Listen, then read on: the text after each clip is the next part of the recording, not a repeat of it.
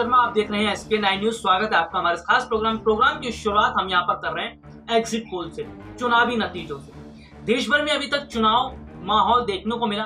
किस तरह से चुनावी माहौल के समय में तमाम राजनीतिक पार्टियों ने अपनी पूरी ताकत लगाई, चाहे बंगाल का चुनाव हो, असम का चुनाव हो, केरल का चुनाव हो, तमिलनाडु का चुनाव हो, तमाम तरह से यूपी पंचायत का चुनाव हो, या फिर अगर बात की जाए तो राजस्थान में जिन 3 सीटों पर उपचुनाव हुए थे वहां पर देखने को मिला, मध्य प्रदेश के उपचुनाव हो, तो तमाम तरह से देश के अंदर चुनावी माहौल देखने को मिला।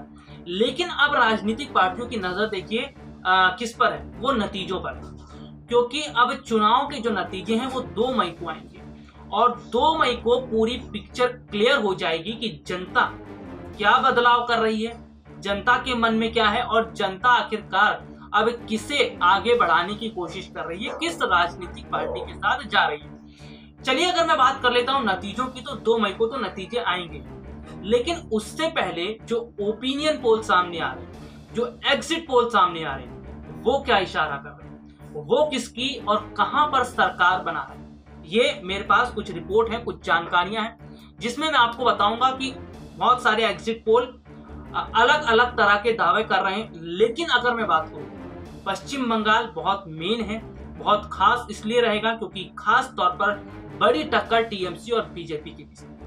असम, केरल, तमिलनाडु, ये चुनाव, यहाँ के नतीजे कांग्रेस पार्टी के लिए बहुत मायने रखेंगे।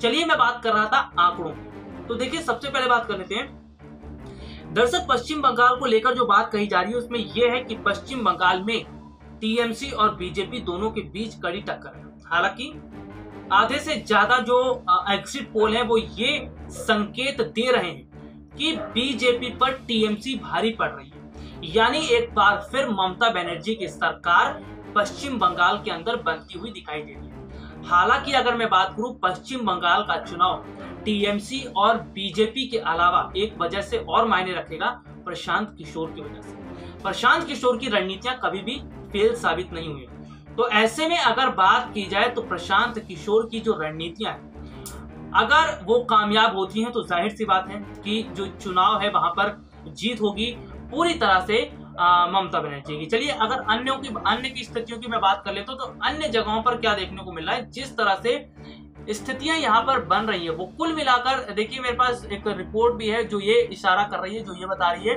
कि पूरी तरह से जो स्थितियां हैं वो ये बता रही हैं कि असम में बीजेपी को बढ़त मिल सकती है। लेकिन हाँ, ये जरूर अगर मैं बात करूं तो फिलहाल देखने को ये मिल रहा है कि असम में बीजेपी को बढ़त तो है लेकिन कांग्रेस वहां टक्कर दे रही है।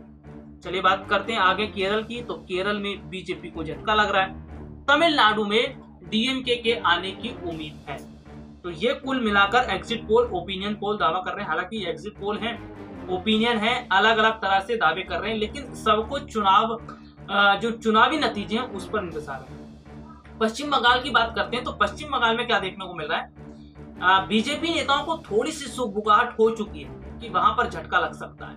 हालांकि इसलिए बीजेपी नेताओं ने तो यहां तक बयान देना शुरू कर दिया है कि चुनाव के जो नतीजे आएंगे वो चाहे जो भी हो, लेकिन ये कहा जाए कि बीजेपी की वजह से वहां पर कोरोना नहीं फैला। तो कुल मिलाकर देखिए अलग अलग राजनीतिक पार्टी के नेता तमाम तरह की बयानबाजी कर रहे हैं। लेकिन अगर स्थितियों की मैं बात करता हूं तो फिलहाल ये कहा जा रहा है कि ये चुनावी नतीजे आने वाले समय के चुनाव पर भी निर्भर करेंगे। सबसे बड़ी बात है, अगले साल उत्तर प्रदेश का चुनाव होने वाला है। उत्तर प्रदेश में विधानसभा चुनाव है, साल 2024 में लोकसभा चुनाव है। तो ये दो ऐसे बड़े बड़े जो चुनाव है इन पर बहुत बड़ा असर पड़ेगा इन चुनावी नतीजों का। तो ये देखने वाली बात होगी कि आखिरकार ये चुनावी नतीजे क्या इशारा करते हैं और किस तरह से यहाँ पर किस राजनीतिक पार्टी को फायदा मिलेगा। हालांकि ये जरूर कहा जाए कि कांग्रेस को कई जगह पर बढ़त मिलती हुई दिखाई दे रही है, और हाँ ये भी देखने को मिल रहा है कि जिस तरह से अगर पश्चिम बंगाल के अंदर ममता की जीत होती है, ममता बनर्जी की जीत होती है, तो विपक्षी पार्टियों के लिए राह आसान हो जाएगी।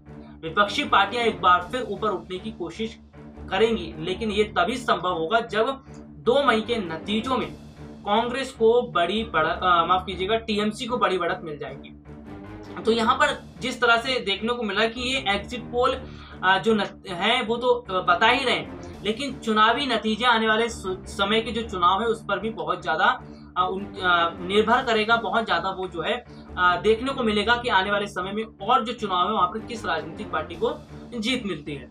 हालांकि अगर हम बात करते हैं चुनाव में हार और जीत की, देखिए हार जीत लगी रहती है और हार जीत चलती भी रहती है, लेकिन देश में मौजूदा समय के अंदर कोरोना वायरस का जो प्रकोप लगातार बढ़ता जा रहा है, जिस तरह से देखने को ये मिल रहा है कि इस वायरस की चपेट में बहुत सारे लोग अभी तक आ चुके हैं। ये वायरस ना किसी अमीर को देख रहा है, ना किसी गरीब को देख रहा है, ना किसी बड़े पैसे वाले को देख रहा है, ना किसी को देख रहा है। जो भी इस वायरस की चपेट में आ रहा है उसको बहुत परेशानियों का सामना करना पड़ रहा है। तो ऐसे में अगर बात की जाए तो सरकार को इस वक्त पूरा ध्यान देश में जो खराब हो रही हैं स्थितियां उस पर देना चाहिए, और इसके साथ ही साथ देश की जो जनता है वो समझना चाहिए उन देश की जनता को, और देश की जनता को इस वक्त बहुत सारी सावधानियों को बरतने की जरूरत है। जी हाँ, जिस तरह से लगातार सरकारों के द्वारा गाइडलाइंस जारी की जा रही है,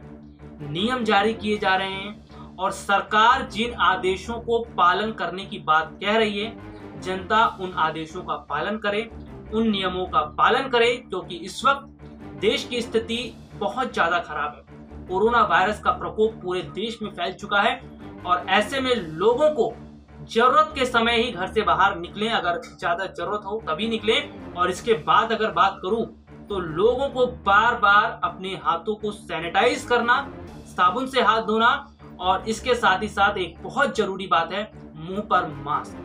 जी हाँ, जो आपका सेफ्टी कवर है, मुंह पर मास्क जरूर लगाएं, और कोशिश ये करें कि सैनिटाइज अपने हाथ को बार बार करते रहें। घर से बाहर जरूरत ना हो तो ना निकलें, और सरकार के सभी नियमों का पालन करें, सभी गाइडलाइंस का पालन करें, क्योंकि ये गाइडलाइंस और नियम आपके लिए ही बनाए जा रहे हैं ताकि आपकी जिंदगियां बच सके। तो ऐसे में अगर बात की जाए तो बहुत सारे हमारे दर्शक हैं, बहुत सारे जो लोग हैं वो सुन भी रहे होंगे, जो देख भी रहे होंगे, तो वो इन नियमों का पालन जरूर करें, क्योंकि अस्पतालों की स्थितियां बहुत ज्यादा खराब हो चुकी हैं। वहां पर मरीजों को सही ढंग से इलाज नहीं मिल पा रहा है, ऑक्सीजन की किल्लत है। तो ऐसे में लोगों को खुद भी सावधानी बरतनी चाहिए। खैर वो बात अलग है कि सरकार पूरी तरह से विफल साबित हुई है, और देखने को ये मिला है कि सरकार की लापरवाही के चलते देश में स्थिति इतनी खराब हुई है। लेकिन आगे क्या स्थिति रहेगी इस पर हम अपने दर्शकों को बताएंगे। फिलहाल के लिए आज मुझे इजाजत दीजिए, नमस्कार।